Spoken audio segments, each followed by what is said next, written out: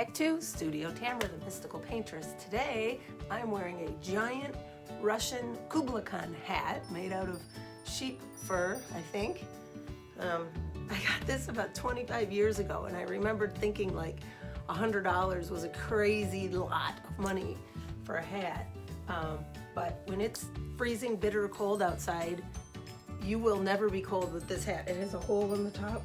And I remember the gentleman selling these said, if you buy this hat, you'll never have to replace it. So the cool thing as an artist, I look like Bob Ross. Anyways, so today we are going to be going over different seasons of plein air paintings. Let's get started.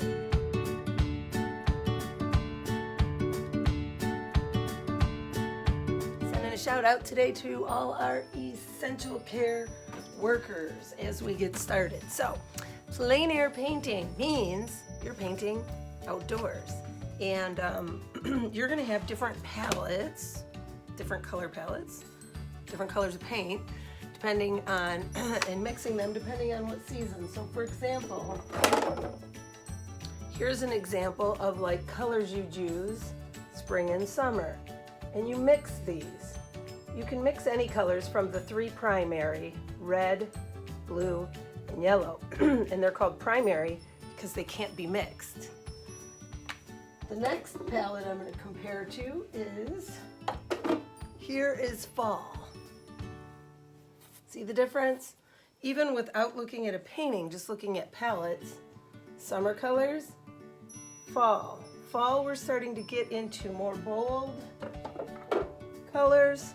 And this is not the palette I use outside. These are just practice in studio palettes, but it's the colors of fall. And this would be winter. See the difference? Fall, winter colors.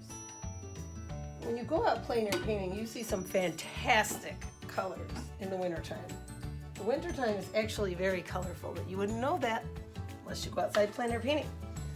Okay, so I'm going to do a flip through of different seasons. Notice in the pictures I'm about to share with you the colors of the background and the colors on the painting.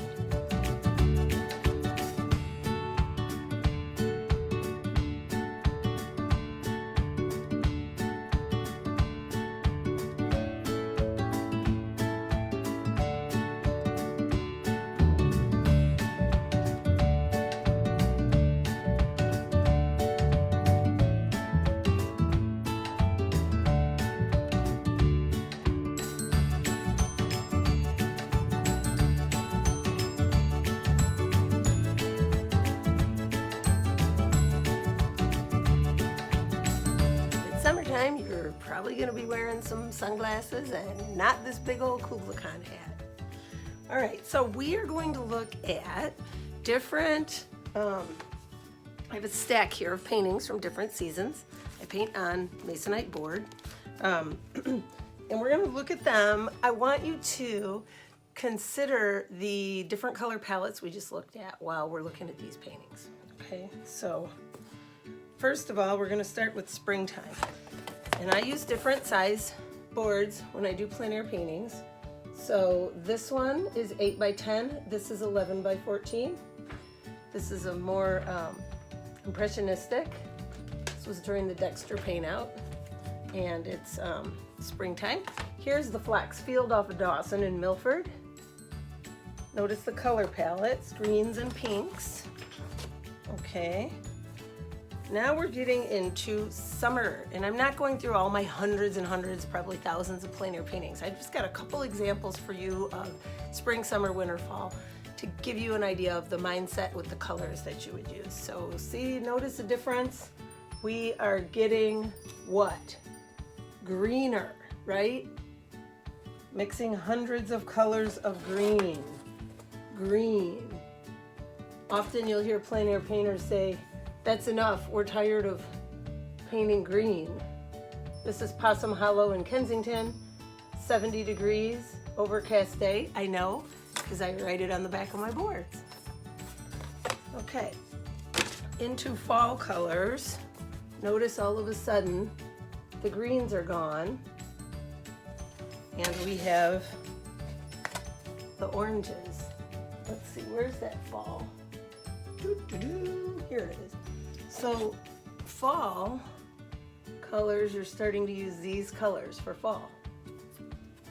So what I would recommend is just get little scrap boards and mix colors for seasons before you go out. Here's another plein air painting.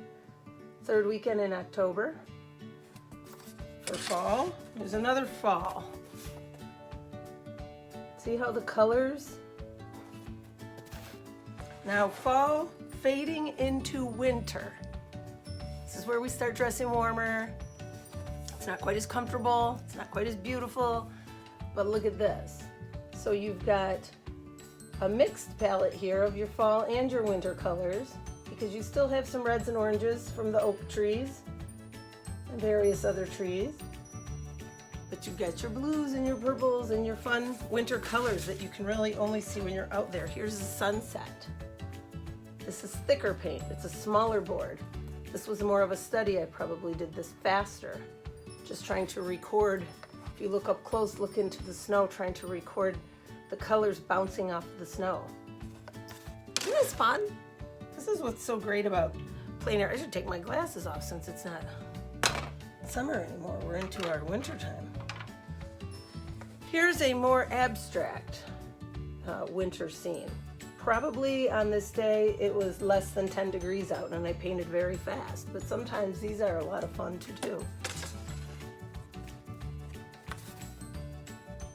Winter slowly turning to spring. And when I say slowly, I mean like probably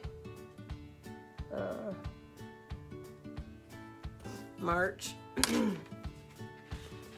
Here's another abstract winter. It's winter right now, so I just had a lot of winter plein air paintings. Here's a couple I've done in the last few weeks. It's an 8x10 board. This is a 9x12.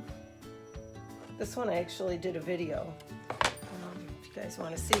And then when you get home, a lot of people work on their plein air paintings in the studio. I don't. I sign it right there and I leave it because I don't want to lose the freshness and the life of the colors and the moment of being outdoor plein air painting. So you can just come home and stick it in a frame and hang it up, then you can remember your wonderful freezing day. Okay, here's two other color palettes that can be fun. You can mix crazy colors when you're doing things like sunsets or early morning light blasting through the trees. So these are just a couple plein air paintings and examples of cool things you could do mixing the little palettes. Like I said, these are just scrap masonite. Actually, you can go and get the little cardboard canvases at the dollar store, and you can just mix. Get used to mixing color. That way in the summer, you're used to mixing greens, because green isn't just green. Green has yellows and blues and reds and purples, and one of my favorite greens, dark green, is yellow, ochre, and black. So, you know, just get used to practice mixing so you can know these colors when you're out painting and have a great time. So that was it. It was a very short video. If you like my videos, please hit like and subscribe. It's free and supports my channel. And I want to say thank you to all my new subscribers. I appreciate you. Have a wonderful day. Bye.